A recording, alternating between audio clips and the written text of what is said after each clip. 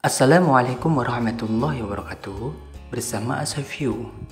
Kali ini saya mendapatkan servisan HP Oppo A5s dalam kondisi LCD-nya pecah. Kita langsung mengeksekusinya saja untuk mengganti LCD-nya. Untuk A5s sendiri, kita membukanya lewat back cover dan harus melakukan pemanasan atau pemberian color pada back covernya untuk mempermudah pengangkatan back covernya. Kita panasi bagian pinggirnya dengan panas blower sekitar 150-200 derajat. Kita prediksikan berapa lama kita memanasinya. Kalau dirasa sudah panas, kita bisa langsung membuka back covernya atau mengangkatnya. Di sini saya mengangkatnya dengan sebuah mika. Mika ini adalah mika bekas tempered glass.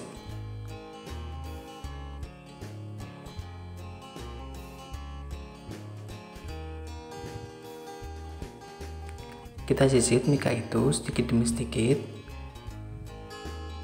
dan tetap diperhatikan bahwa di HP ini ada fingerprintnya.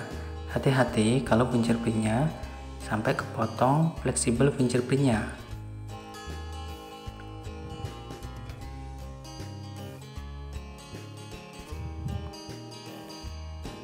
Sudah kebuka, langsung kita melanjutkan dengan pembukaan baut penutup fingerprintnya.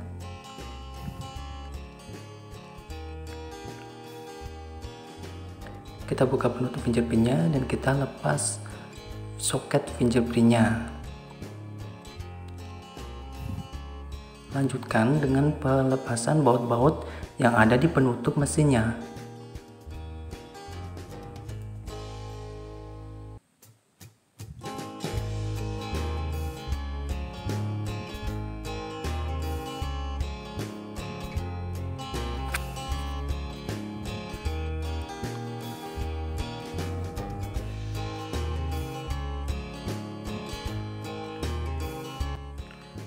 Setelah itu kita buka casing HP-nya.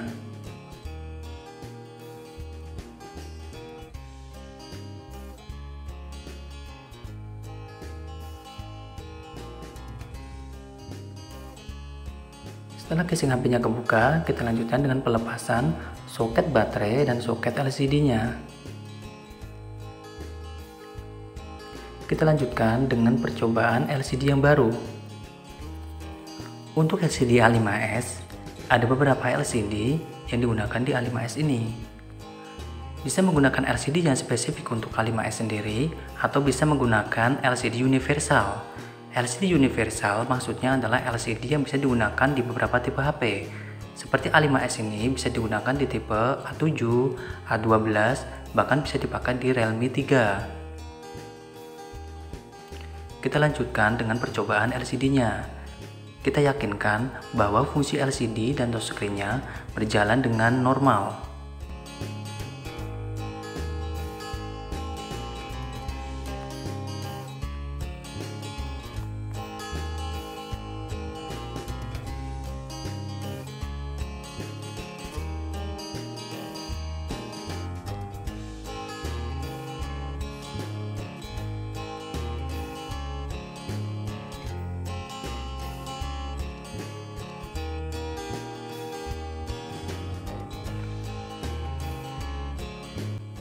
Kita lanjutkan dengan melakukan pemanasan LCD-nya. Di sini saya menggunakan separator LCD. Bisa juga menggunakan blower uap atau menggunakan heat layer atau menggunakan alat pemanas lainnya yang intinya digunakan untuk mempermudah pengangkatan LCD. Setelah LCD dipanasin, kita lanjutkan dengan pelepasan baterainya.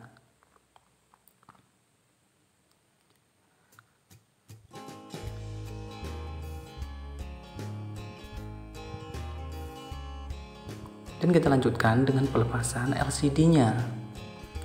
Di sini saya kembali menggunakan mika bekas tempered glass tadi. Kalau dirasa menggunakan mika itu agak susah, kita cari celahnya dulu dengan menggunakan silet.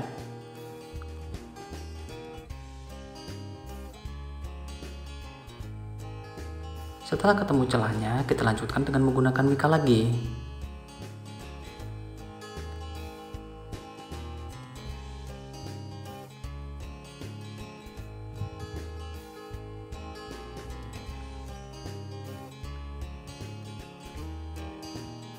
Karena LCD-nya ini LCD yang udah rusak, jadi kita tidak perlu berpikir bahwa kita akan menyelamatkan LCD-nya.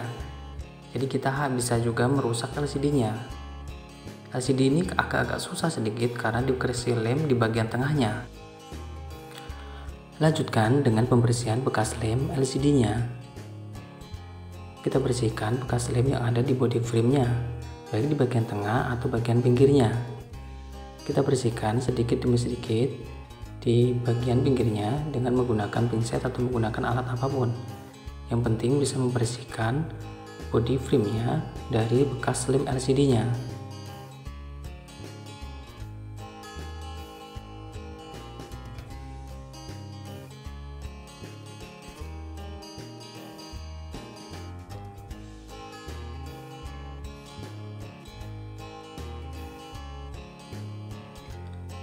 Setelah dirasa bersih, kita lanjutkan dengan pengeliman LCD-nya. Di sini kita memberikan lem pada bodi atau frame-nya agar lem itu bisa menempel di bodi atau frame-nya.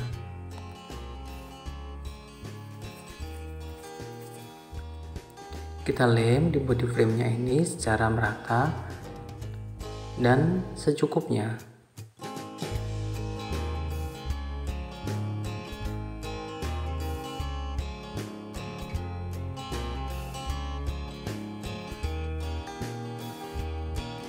Kita kasih lem di bagian tengahnya untuk memperkuat lemnya agar merekat dengan kuat dengan LCD. Kita lanjutkan dengan pemasangan LCD-nya. Kita pasang LCD-nya mulai dari bawah karena letak fleksibel berada di bawah. Kita pasang dari bawah, kemudian kita lanjutkan, kita urut ke atas. Kita presisikan, kita senterkan antara kanan, kiri, atas, dan bawah. Kemudian dilanjutkan dengan pemberian isolasi untuk menahan sementara LCD-nya. Di sini saya menggunakan isolasi untuk menahan sementara LCD-nya. Karena saya anggap isolasi adalah alat penahan LCD sementara yang paling safety. Kita biarkan sementara kurang lebih sekitar 30 menit sampai lem dirasa kuat dan kering. Kita lanjutkan dengan pelepasan semua isolasi yang ada.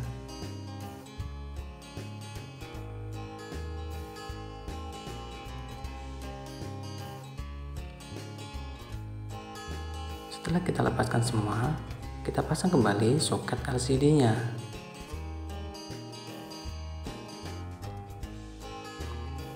Dan kita pasang kembali baterai HP-nya.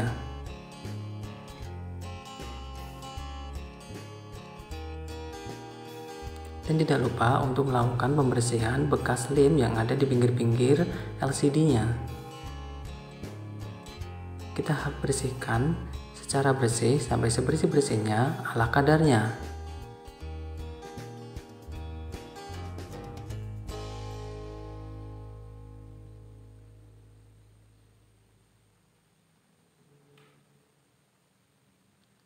Setelah dirasa cukup bersih, kita lanjutkan dengan pembersihan LCD menggunakan alat pembersih. Di sini saya menggunakan alat pembersih touchscreen. Kita lanjutkan dengan memasang kembali casingnya atau penutup mesinnya.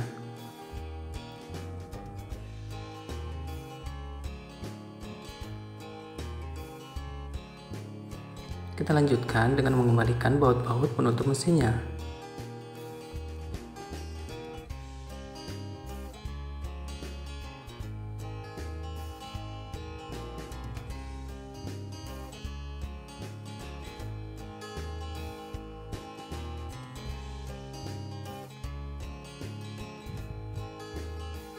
Kemudian kita lanjutkan dengan pengeleman back cover atau tutup belakangnya.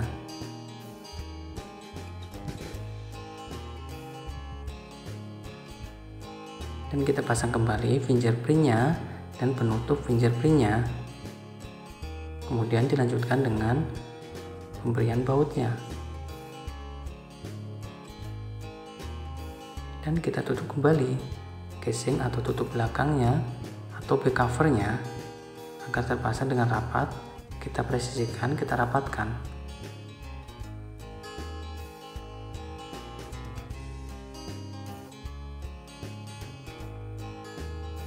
Setelah semua selesai, kita coba menghidupkan HP-nya.